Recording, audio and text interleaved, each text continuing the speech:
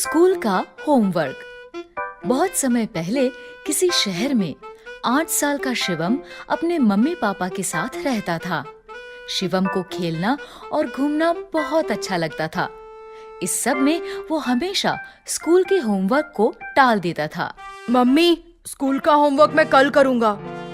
और जिस दिन स्कूल में टीचर होमवर्क चेक करती थी, उस दिन वो कोई ना कोई बहाना लगाकर स्कूल की छुट्टी कर लेता था। मम्मी, मेरा पेट बहुत दर्द कर रहा है, मैं आज स्कूल नहीं जा सकता। ठीक है शिवम, आज तुम घर पर ही आराम करो। ऐसे ही बहुत दिनों से चल रहा था। फिर एक दिन अचानक टीचर ने क्लास में सभी बच्चों से कहा, बच्चों, कल मैं आप सबकी तीनों सब्जेक्ट्स इंग्लिश, हिंदी और मैथ्स की नोटबुक चेक करूंगी। इसलिए कल सभी बच्चे अपनी नोटबुक्स लेकर आएंगे। Okay teacher.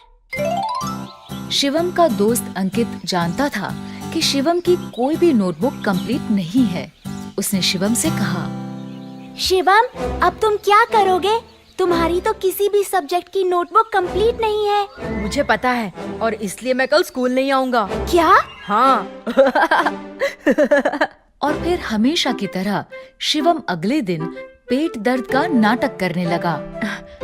मम्मी, मेरे पेट में बहुत दर्द हो रहा है। आज फिर से? चलो ठीक है, तुम आज भी घर पर आराम करो। इस तरह शिवम की स्कूल से छुट्टी हो गई। स्कूल में टीचर एक एक कर सभी बच्चों की नोटबुक्स चेक कर रही थी। तभी टीचर ने अपनी घड़ी में देखा कि स्कूल की छुट्टी का समय हो रहा है। ये देखकर उन्होंने सभी बच्चों से कहा, बच्चों, अभी स्कूल की छुट्टी का समय हो रहा है, इसलिए जो बच्चे रह गए हैं उनकी नोटबुक्स मैं कल चेक करूंगी। उसी शाम जब पार्क में खेलते हुए शिवम अंकित से मिला तो अंकित ने उसे सारी बात बताई। टीचर ने कहा है कि जो बच्चे रह गए हैं उनकी नोटबुक्स वो कल चेक करेंगी। अच्छा, तो फिर मैं कल भी नहीं आऊँगा। अगले दिन भी बच्चों की नोटबुक्स चेक करते करते स्कूल की छुट्टी का समय हो गया और एक बार फिर टीचर ने बच्चों से कहा, जो बच्चे आज भी रह गए हैं उनकी नोटबुक्स कल चेक होंगी। इस बार भी अंकित ने शिवम को ये बता दिया। आज भी छुट्टी का समय हो गया, इसलिए टीचर ने कहा है कि बाकी बच्चों की नोटबुक्स वो कल चेक करेंगी। अच्छा, मतलब मुझे कल भी छुट्टी करनी पड़ेगी। ऐसे ही 3 दिन और बीत गए। टीचर 3 दिन तक नोटबुक चेक करती रही और शिवम कोई ना कोई बहाना लगाकर स्कूल की छुट्टी करता रहा।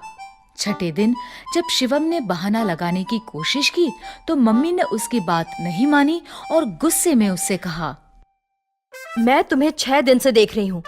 तुम तबीयत का बहाना बनाते हो और छुट्टी हो जाने पर सारा दिन दोस्तों के साथ खेलते हो। इसलिए आज तो तुम्हें स्कूल जाना ही पड़ेगा। लेकिन मम्मी, मेरा पेट बहुत दर्द कर रहा है। तुम चुपचाप स्कूल जाते हो या मैं तुम्हारे पापा को बुलाऊं? शिवम को अपने पापा से बहुत डर लगता था, इसलिए वो स्कूल जाने के लिए तैयार हो गया। ठीक है मम्मी, मैं स्कूल जाता हूँ। शिवम तैयार होकर स्कूल पहुंचा। क्लास में जैसे ही टीचर की नजर उस पर पड़ी, टीचर ने उससे कहा, शिवम, तो आज तुम स्कूल आ ही गए। मैं बहुत दिनों से तुम्हारा ही इंतजार कर रही थी। अब जल्दी से अपनी सभी नोटबुक्स लेकर मेरे पास आओ। आज मैं तुम्हारी नोटबुक्स चेक करूंगी। ये सुनकर शिवम बहुत डर गया। वो डरते डरते खड़ा हुआ और बोला, टीचर, आज मैं नोटबुक्स लाना भूल गया। क्यों? तुम्हें पता था ना कि मैं सबकी नोटबुक्स चेक कर रही हूँ। फिर तुम नोटबुक्स लाना कैसे भूल गए? Sorry teacher. तुम कल नोटबुक्स लेकर जरूर आना और भूल कर भी कल स्कूल की छुट्टी मत करना। Okay teacher. टीचर की डांट सुनकर शिवम समझ गया था कि अब कुछ भी करके उसे अपनी नोटबुक्स कंप्लीट करनी ही पड़ेगी। उसने अपने दोस्त अंकित से कहा, अंकित, क्या तुम मुझे अपने तीनों सब्जेक्ट्स की नोटबुक्स दे सकते हो? क्यों? तुम मेरी नोटबुक्स का क्या करोगे? टीचर ने तो तुम्हें तुम्हारी नोटबुक्स लाने के लिए कहा है। मैं जानता हूँ, लेकिन मेरी नोटबुक्स कंप्लीट नहीं है, इसलिए मैं तुम्हारी नोटबुक से देखकर अपनी नोटबुक्स कंप्लीट करूँगा। तुम्हें ये सब करने की क्या जरूरत है? तुम हमेशा की तरह स्कूल की छुट्टी कर लेना। नहीं, मुझे लगता है अब मैं इस काम को और नहीं टाल सकता, इसलिए अब मुझे ये काम करना ही पड़ेगा। पर तुम कल सुबह तक तीनों नोटबुक्स कैसे कंप्लीट करोगे? पता नहीं, लेकिन अब होमवर्क करना पड़ेगा। अंकित ने शिवम को अपनी नोटबुक्स दे दी। शिवम अपने घर पहुंचा। वो सीधा अपने कमरे में गया और काम करने बैठ गया। वो सारा दिन और सारी रात लगातार काम करता रहा और सुबह होते होते उसने तीनों नोटबुक्स कंप्लीट कर ली। काम पूरा होने पर उसने चैन की सांस ली। आखिरकार तीनों नोटबुक्स का काम कंप्लीट हो ही गया। अब मैं बिना किसी डर के स्कूल जा सकता हूँ। अगले दिन वो तीनों नोटबुक्स लेकर स्कूल पहुंचा। क्लास शुरू होते ही सबसे पहले टीचर ने शिवम से कहा, शिवम, अपनी नोटबुक्स लेकर मेरे पास आओ। शिवम तीनों नोटबुक्स लेकर टीचर के पास गया। सारी रात ना सोने की वजह से वो बहुत थका हुआ था। उसकी आंखें भी लाल हो गई थी। लीजिए टीचर, मेरी नोटबुक्स। टीचर ने शिवम का थका हुआ चेहरा देखा तो वो समझ गई कि उसने ये नोटबुक्स सारी रात जागकर कंप्लीट की है। उन्होंने शिवम को समझाते हुए कहा, मैं जानती थी कि तुम्हारी नोटबुक्स कंप्लीट नहीं है।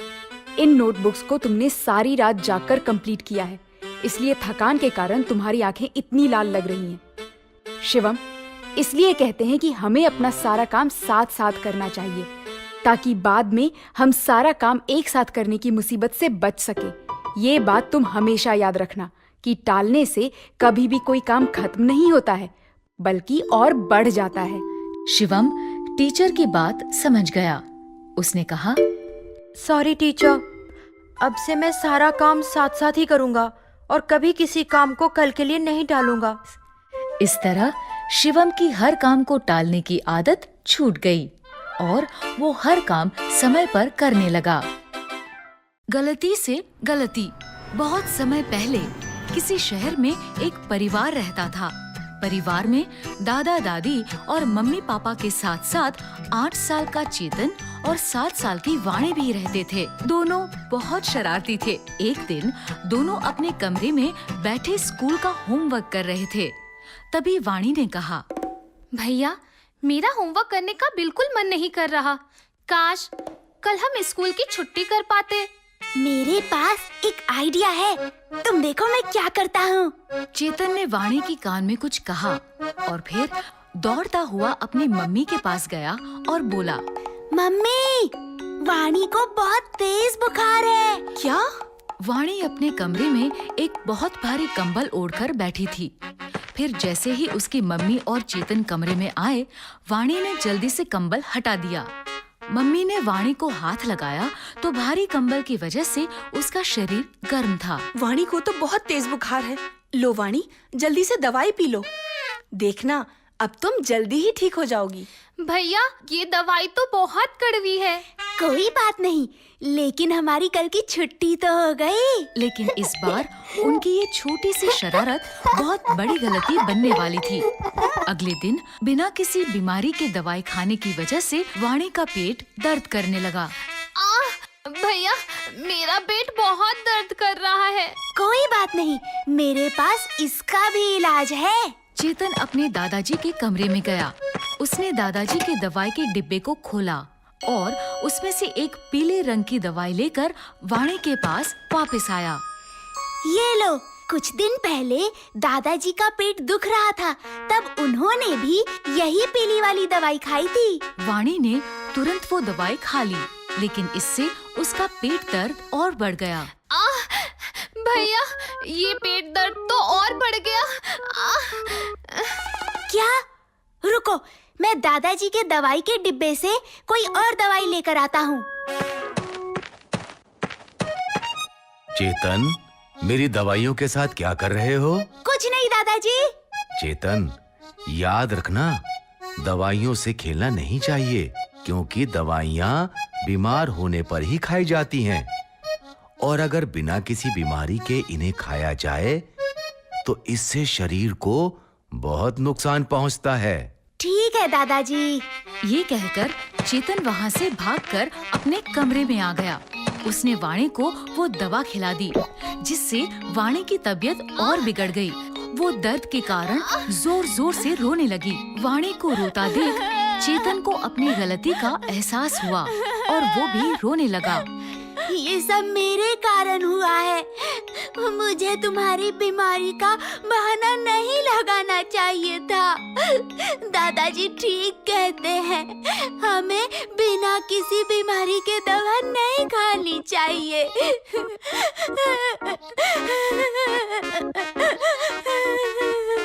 तभी दोनों बच्चों की रोने की आवाज सुनकर दादाजी उनके कमरे में आए। क्या हुआ बच्चों? तुम दोनों ऐसे रो क्यों रहे हो? चेतन ने रोते रोते उन्हें सारी बात बताई। सारी बात जानकर दादाजी ने उन्हें समझाते हुए कहा, बच्चों, गलतियां गलती से ही होती हैं, लेकिन अगर हम उस गलती को बड़ों से छिपाते हैं तो वो गलती गुनाह बन जाती है। इसलिए कुछ भी गलत होने पर हमें इसके बारे में सबसे पहले घर के बड़ों को बताना चाहिए, ताकि वो समय रहते उस गलती को ठीक कर सकें। ठीक है दादाजी, आज से कुछ भी गलती होने पर हम सबसे पहले बड़ों को बताएंगे। इसके बाद दादाजी ने डॉक्टर को फोन किया। डॉक्टर ने वाणी की ठीक से जांच कर उसे दवाई दी, जिससे वो जल्द ही ठीक हो गई। तो बच्चों, इस कहानी से हमें ये शिक्षा मिलती है कि कुछ भी गलती होने पर हमें इसके बारे में जल्द से जल्द घर के बड़ों को बताना चाहिए, ताकि वो अपनी समझदारी से उस गलती को समय रहते ठीक कर सकें।